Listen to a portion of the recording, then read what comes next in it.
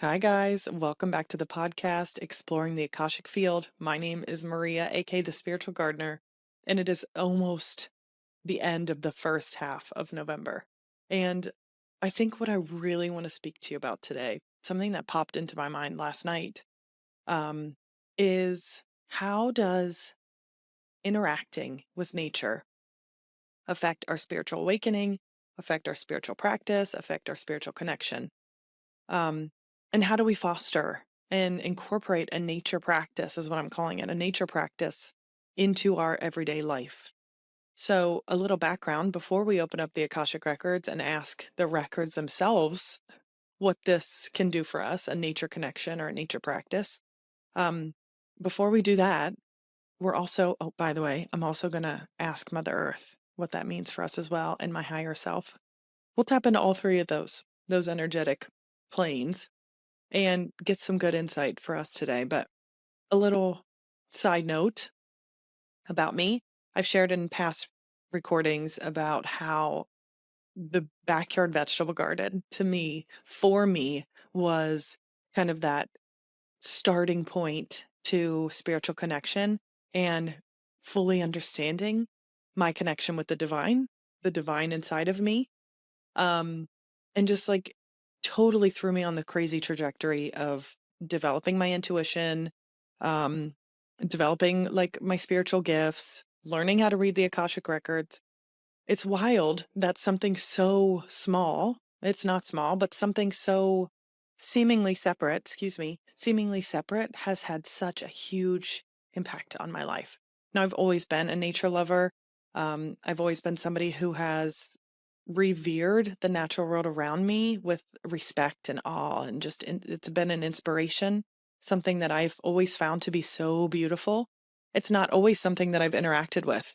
Besides nature camp in middle school or, you know what I mean? Like creaking on the weekends with my family or summer camp.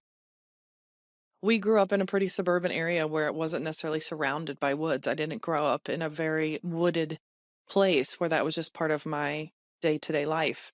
And so the fact that I thought just randomly after I had my second child, ooh, this could be fun. Starting a vegetable garden from scratch with no experience, this could be really cool and this could be really fun. This is something I really want to do and I really feel called to do and explore myself in this way. The fact that something so off my natural inclination could have such a effect thereafter on my life, I it's pretty astounding. So I will always and forever be a huge proponent for a natural connection, and establishing one in whatever way you possibly can. Now, since that huge awakening that I had in 2022 after I started the vegetable garden, um, I notice a massive difference when I prioritize nature and time in nature and breathing the fresh air and stepping outside. The month of September in 2024, this past, 2 months ago, I challenged myself with getting 5,000 steps. That's what I want to do every single day for the whole month of September, 5,000 steps, okay? Which, as a mom of two toddlers, was who don't like to take walks, let me tell you. They have to be forced outside at this point in their life already. Um, it was something I definitely had to prioritize if I wanted to match or meet that goal. And I did. I bought myself a little odometer, pedometer, what's it called? A thing, like literally just a little clip on with a battery, because I'm tired of letting the phone control my concentration and, over consuming. So I just got a little thing that I clipped onto my pants and I wore it every single day, all day, to kind of get a general outline of how many steps I actually was doing, in just my normal day to day, and then how many I was able to achieve when I was purposefully walking the neighborhood and, following the route and following it often. And even within the first week of that practice, walking practice, I noticed remarkable results in how I like managed my day to day and how I managed my stress level, and how I perceived myself in my spiritual connection, like, it grew exponentially after that point and opened my eyes to so many unique things, namely the trees and their ability to communicate with us and just how beautiful and remarkable they are as beings. Um, and I didn't take my cell phone on the walks. I didn't listen to anything. I was there to truly experience, to breathe the fresh air, to truly experience the walk and just being outside. So far-reaching effects even and I'm the kids, we were sick for at least half the month anyway, so I really only got, like I would say out of the whole month of September, I really only did this for, like, 14 or 15 days realistically, right? And ever since then, like I said, the past September, October, I'm into November, I realize now that if I do not prioritize getting myself outside, taking a walk even for 20 minutes, in the cold, in the rain, it doesn't matter. If I do not prioritize getting myself outside, my energy level is off or can be off if I go too long. Or like there are just noticeable differences in my day to day. I don't know how to explain it to you. Just my pattern recognition and how I feel inside of my body. It's changed. It's changed how I view a lot of things. And it's definitely changed how I view my spiritual practice. And it's definitely changed how I can communicate in my channel as well. I'm so much easier to channel and connect when I've been outside and I've kind of released all this. But you know, Mother Earth and all of the energy that's going on right now. I mean, we're just being pummeled and nonstop with the solar flares, all the energy, all of the things that are like we're ridding and bleh, getting rid of, like all of the processing that's happening inside of our body, um, with all the different energies that are coming in and moving and shifting. Like it's the perfect time to start something like this and create a practice like this because you move more fluidly through these earth like energy transitions when you're able to attune yourself outside to the energy, to earth's natural frequency. Like it just becomes less painful. And I don't see as many people talking about ascension symptoms as they are, but they've definitely been some heavy duty ones in the past like month. So being outside as often as possible alleviates or can help alleviate a lot of that imbalance. So that's my 2 cents on a nature practice. I don't get outside as often as I did say in September. Like it's getting a little chillier and it's getting a little bit harder to get outside. Um but like I said, I do notice an incredible difference when I do. And I'm trying to think of like other ways that we can do a spiritual practice like this, other ideas for people who aren't necessarily into the walking but still want to like be a part of nature. Sitting outside on your back deck, starting a vegetable garden, having plants in pots outside a window or even on a windowsill. All of this is connection. It's seeking connection to the outside world, the earth, the mother that's cradled us and loved us and cared for us for so long. It's reaching out to that entity and saying, "I understand. I see you. I'm thankful for you. I want to incorporate you into my life." And the sooner you do that, the sooner that transforms. So, yeah, I will forever and always be a nature proponent. And I think also um, when we look at the sages and the mystics and the great spiritual teachers, they're always pushing nature, right? That's always the conversation. That's always part of the lifestyle when you're looking to attain this kind of spiritual, I don't know what the word is, but practice. When you're looking to step into a life like this, that's always part of it. A nature connection, a nature practice. So if you haven't started one yet, find something that speaks to you. Find something that you even a slightest bit get excited about or feel like, this could be interesting or this could be fun, even if it's just like this much. Do it and try it and see what happens to your life. Okay? Okay. So let's go ahead and open up the Akashic Records. Let's see what they have to say about a nature connection and how it could benefit us. Let's hear what Mother Earth has to say, because I love to hear what her feedback is. So I'm going to go ahead and close my eyes. And if you'd like to go ahead and try this practice as well, you go ahead and close your eyes too and take some deep breaths in through your nostrils. Before I started this message, I've already cleared my channel. I've already called in God's white light, and I'm breathing in Mother Earth's life force energy from the soles of my feet. I've already created that. So now we're just going to go ahead and open the Akashic Records for myself and for the group, anybody who's listening. I'm calling in Maria Hall spirit guides, masters, teachers, loved ones, God, Earth, higher vibrational beings, to come and support Maria Hall's Akashic Records reading and channel message. And I thank you for this universal wisdom for Maria Hall's highest good and for the highest good of all and all who are listening. Maria Hall's Akashic Records are now open under God. Maria Hall's Akashic Records are now open under God. Maria Hall's Akashic Records are now open under God. Okay, so today we want to know from the Akashic Records, how important is connecting with nature and prioritizing spending time in nature for our spiritual connection to the divine?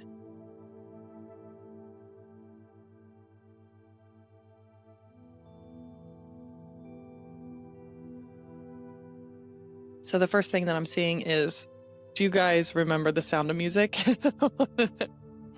In the beginning, when she's on the hillside and she's like, her arms are out and she's like splayed and she's just spinning in circles.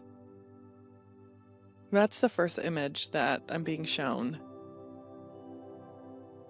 And the feeling that I'm getting along with that is like, it is an unhindered,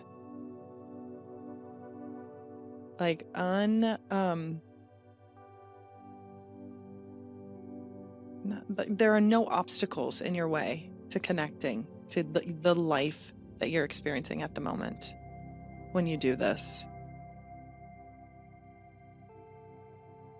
No distractions is the word I was looking for. And I'm seeing like just golden light energy that is available outside, like in the sky. It's just kind of all like trickling down.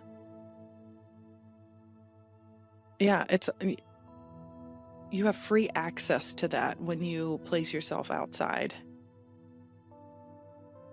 What else does this image that you're showing me represent?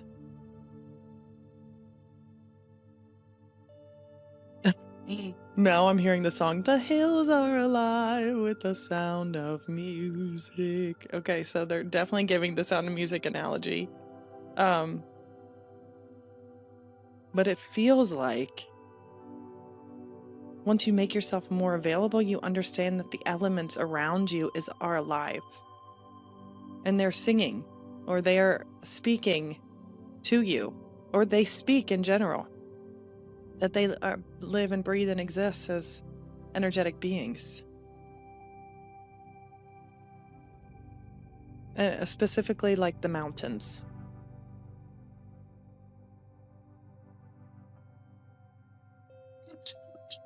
So yeah, the mountains, the natural elements are alive and awake around you.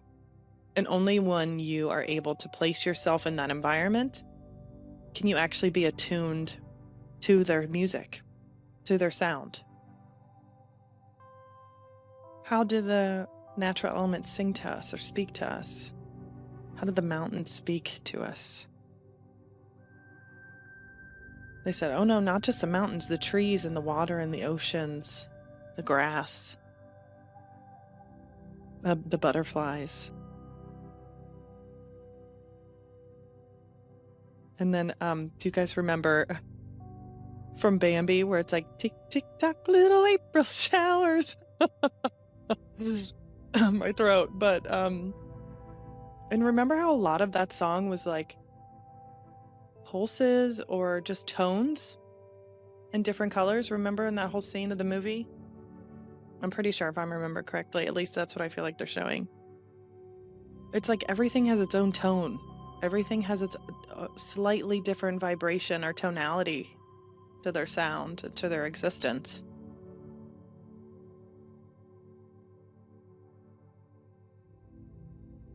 How do we connect more? How do we connect deeper to these sounds of the natural world around us, to these elements?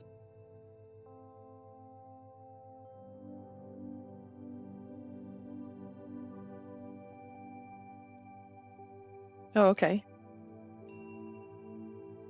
Well, we have to start communication with them by acknowledging their existence in the first place.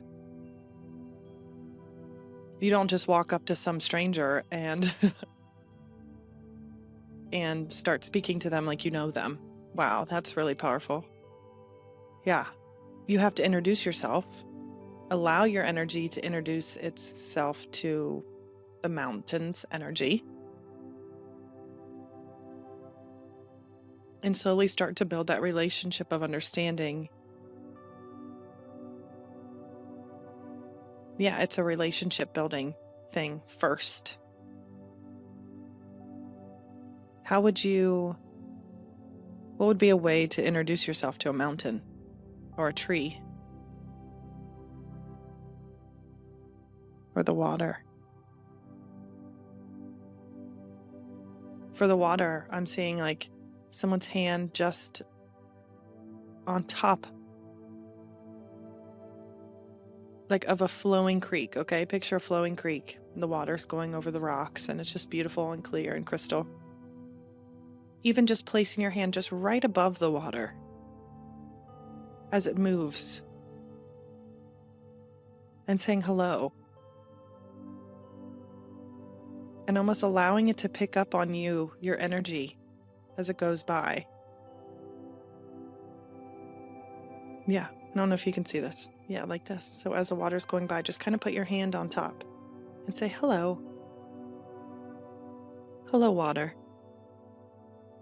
I wish to know you.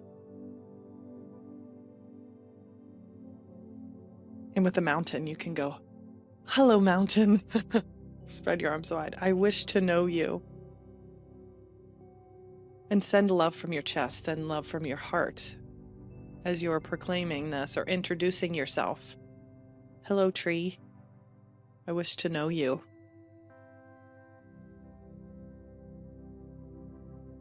What happens to our lives when we do these things, when we introduce ourselves to the elements around us?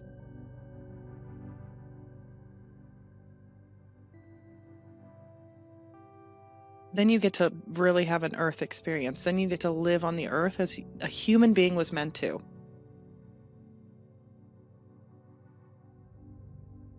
Because before the homes and the structures and like the systems that we put in place, it was about experiencing the natural world. Waking up with the natural world, like right there in it. It's meant to be a thing and a place to be experienced, hands-on, firsthand.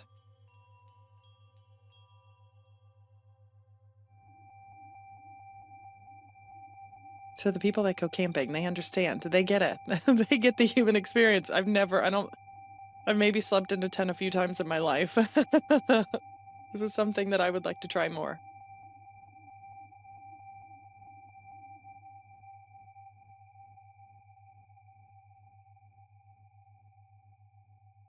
But yeah, we're meant to be out there walking in the fields, walking in the grass, putting our hand on the water in the creek bed, speaking to the mountains in our view. What do you think the mountains would like to say to us? The mountain in the background is a big thing. Like it hasn't left this, it hasn't left the imagery. What would the mountain like to say? I'm kind of getting like a deep, resonating, like word formations, but not actually words. And it's slow and it's deep and it's rich.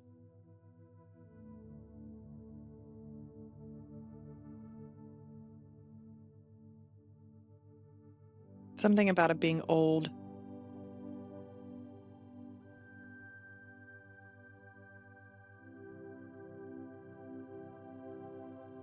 Yeah. But there's an element to its being that it actually exists. It's an actual real thing. I wish I could put it more into words, but yeah, it's just kind of like this old rumbly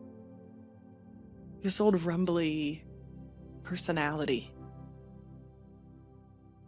Grandpa. Grandpa personality.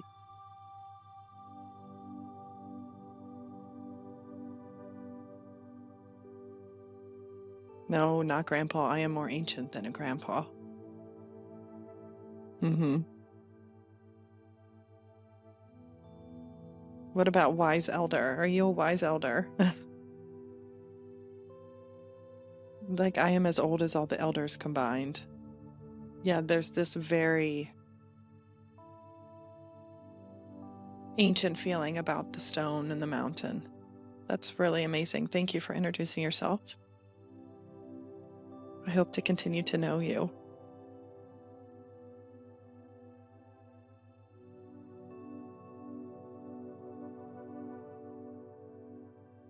Yeah, very cool. Now I've lost my train of thought because I was stuck talking to the mountain.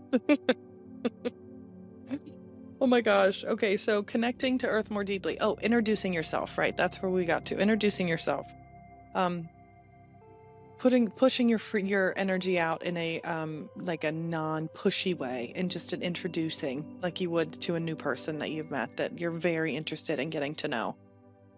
Like pushing the love out of your chest as you do this and as you introduce yourself, and try to do that around your neighborhood, and around the parks, in and around the parks by your house. Yeah. Let me ask another question. And I might have asked this already because sometimes I forget as I get going, but what are some other ways that we can establish a connection with nature? Besides a garden or nature walks, what other way can we do this?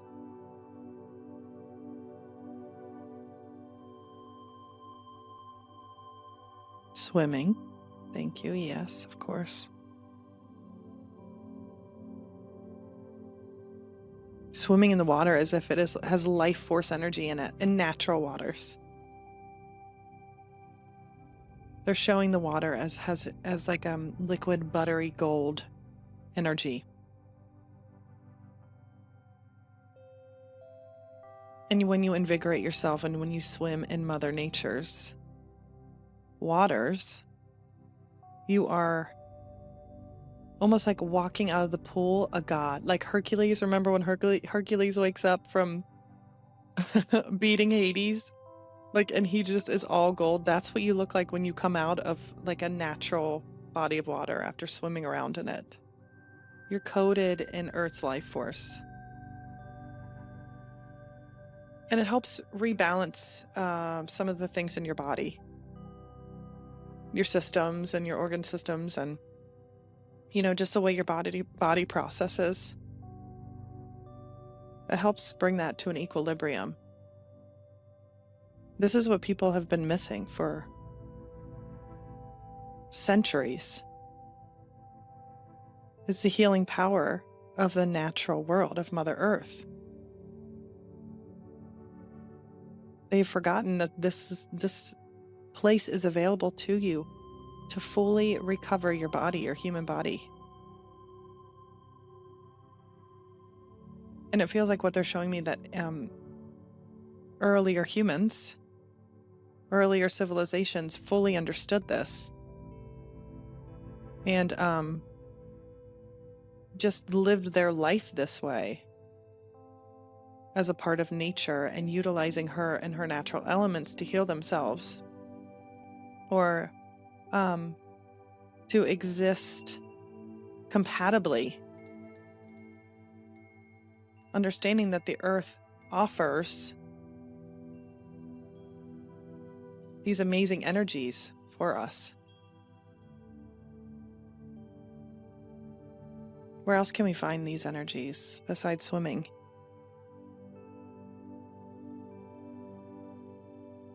I mean, they truly are showing the earth as this garden, this oasis, this beautiful place that we are blessed to experience and to interact with and to have be our home.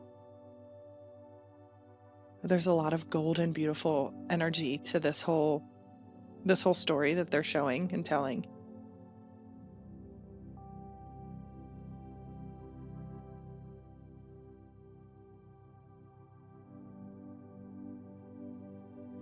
It's like this nymphs in the forest type of oh, this nymphs in the forest type of just playful, beautiful, gardeny, excuse me, place to reside that's full of magic, actually. Yeah, it's full of ancient magic and myth and story. All of the things that we have been told don't exist do. Truly, they do exist here. And it's meant to be a magical playground, the Earth is, where you come and have these really, truly amazing experiences that you wouldn't necessarily have in other places in the universe or in, other places. So finding a way to reestablish that connection is going to give you more of this experience that they're describing.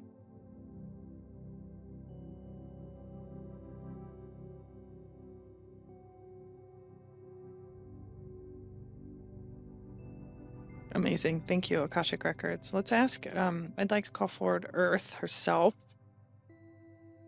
And the way that I do this is I picture myself carrying or grounding my energy through my feet into Mother Earth.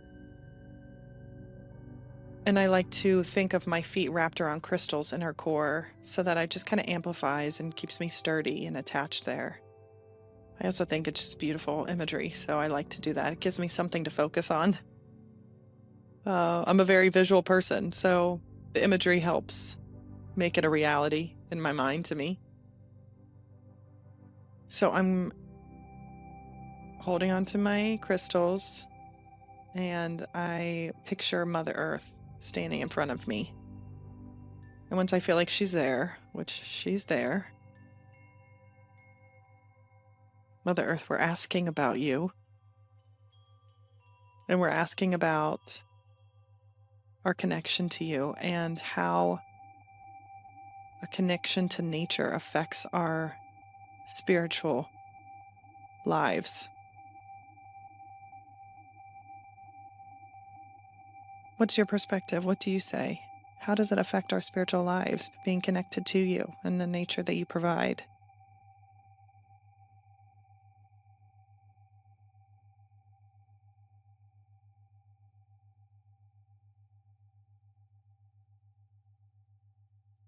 First of all, she's showing us as in a seed or in a cocoon underneath her surface. So we're in this little,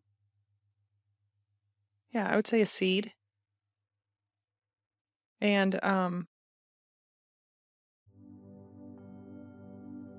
she's showing us emerging out from the ground, out from our seed, growing from her. So our bodies, our human bodies, are from the earth. She held us and birthed us. I mean, she makes the human possible.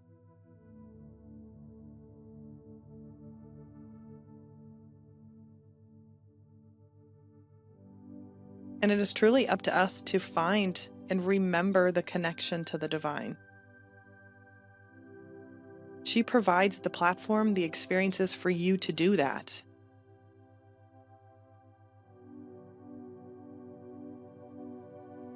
Like, she gives you every avenue to be able to find and remember the divinity within yourself. Remember your connection to God, source, universe.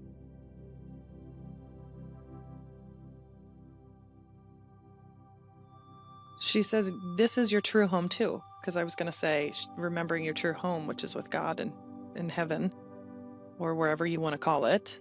But that's true, but this is your home too. While you're here, this is your home. What type of experiences, if we can get specific, what type of experiences do you have to offer, or is there for us to experience the divine here on earth with you.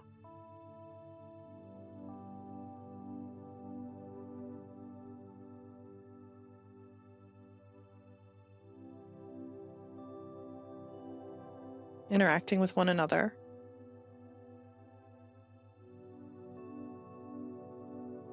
Having connections with other people is a big part of this. Experiencing emotion, the full range of human emotion.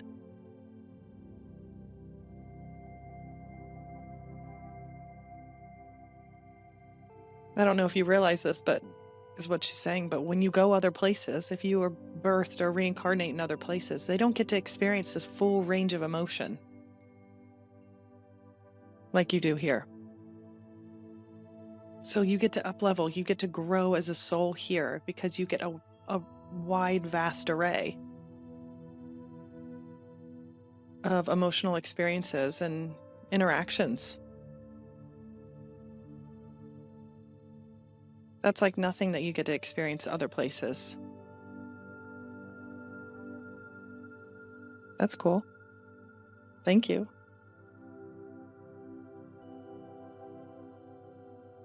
Is there other information that you can give us about how to connect with the nature around us and how it affects our bodies?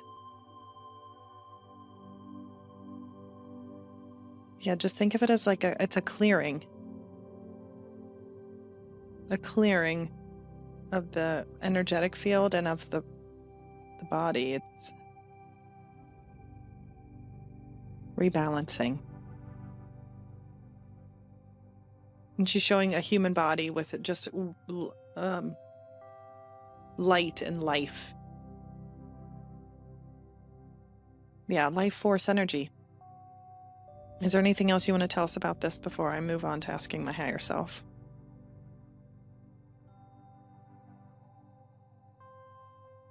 What question would you like me to ask? How can I bring more peace to the earth? How can I bring more peace to the earth, Mother Earth?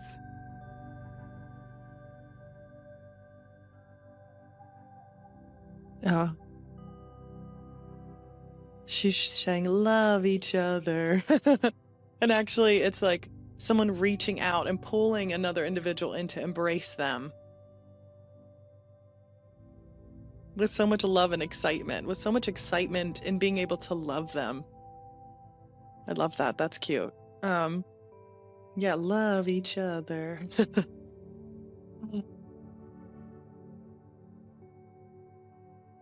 Are there other ways we can bring peace more peace to the earth?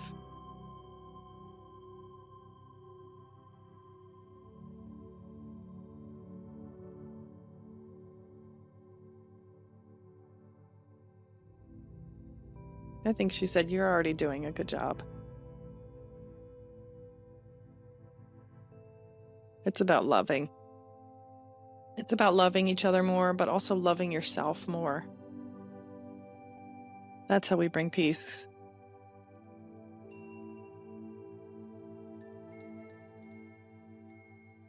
Now she's showing me a big tree with birds on the branches, and the tree's leafed out, and there are birds singing and chirping.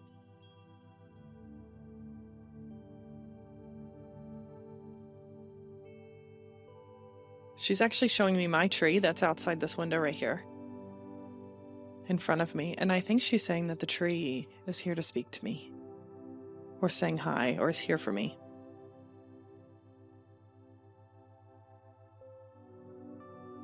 Oh, the tree acknowledges the gifts that I left for it and brings the birds close to my window so I can listen to them when I'm working.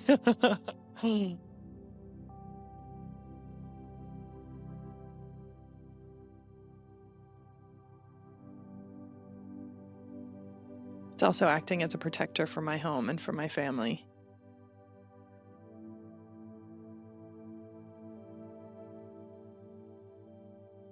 Thank you, tree. And actually, the tree, if you didn't know this, the trees have keepers.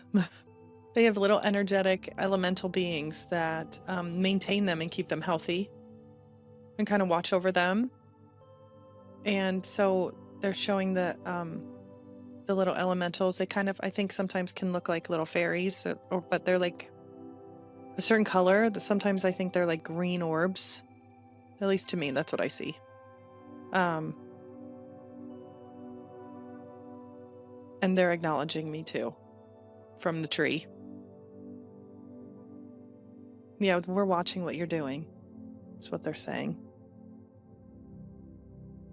How can I connect to you more deeply, or how can I love you more, tree?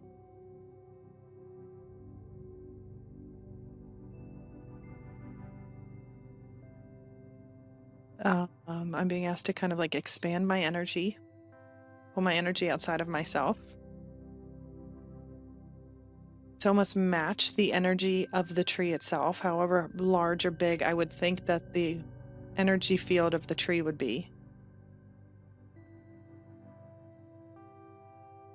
And then I'm kind of like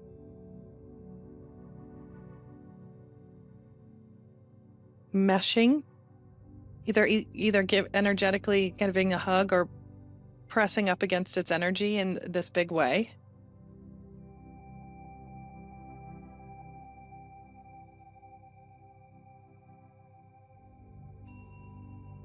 Yeah, it's kind of like an energetic hug, but also an expansiveness, like making myself bigger. What does this do? What am I doing when I do this?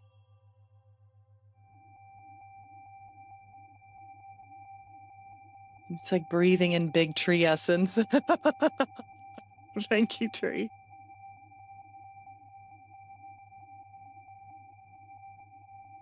I think it's actually giving me tools to help. It's almost like giving me tools to take up space. Like, this is how big you can be. Feel the vastness and the expansiveness of your energy, and fully embody it and walk around like that. Big energy.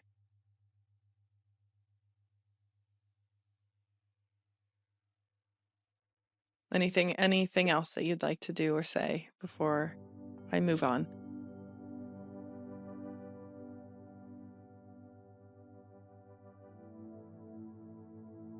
The trees talk.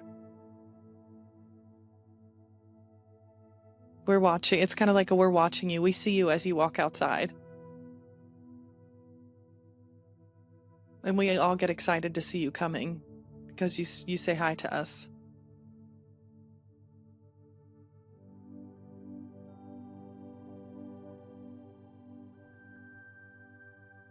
Hmm. And you can notice when we say hi back. But it's almost like the trees get excited. They know I'm there, or they know I'm passing. Hmm. The ones that are aware, not all of them, but the ones that I notice also notice me. They're like my friends in the neighborhood. That's so cool. Well, thank you. That makes me happy. We're happy too. I love that. Okay, well, we're getting some cool things today about nature connections. Please, I hope this video goes through. Let me take a quick break. Okay, and the last and final exercise that I want to do today is I want to ask my higher self. I want to ask my higher self what ways would be best for me to connect with nature as the season gets colder, as it might be harder for me to get outside. Let me ask that. Okay. Maria Hall's higher self. What would be the best way for me to still incorporate nature into my life, even during the winter months when it gets cold or chilly?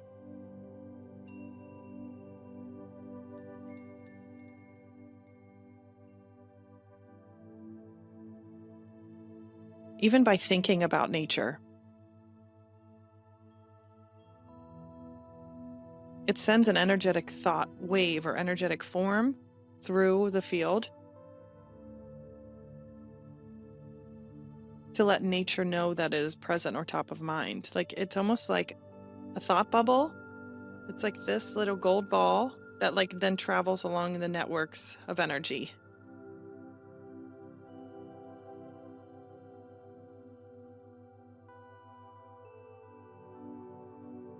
Excuse me.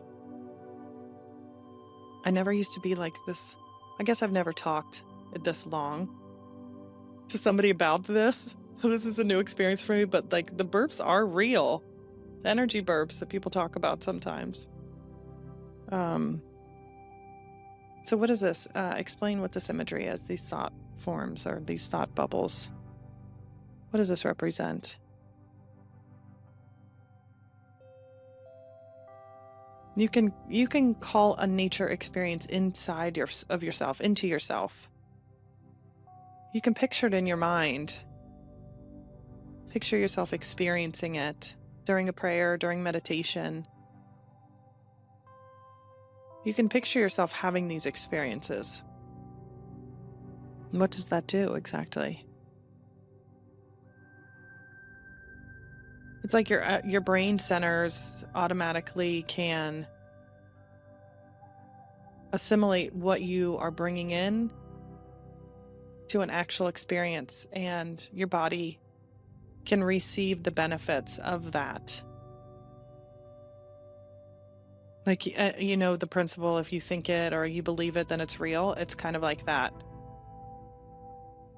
If you believe or think or meditate on, like, you having that experience, then your body thinks that you are. And then you get the calming, regenerative, beautiful effects that nature has for you.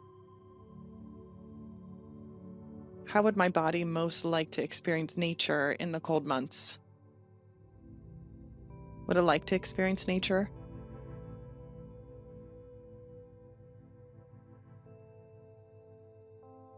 Yeah, it's showing me put on some mittens. Put on a hat and gloves and still walk outside.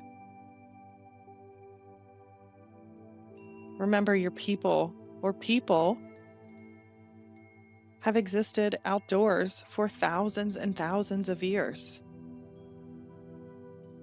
This is only new that you get the commodities of indoor living. So, still enjoy and experience the outdoors.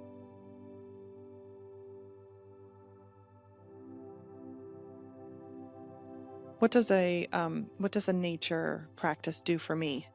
How does it help my spiritual connection?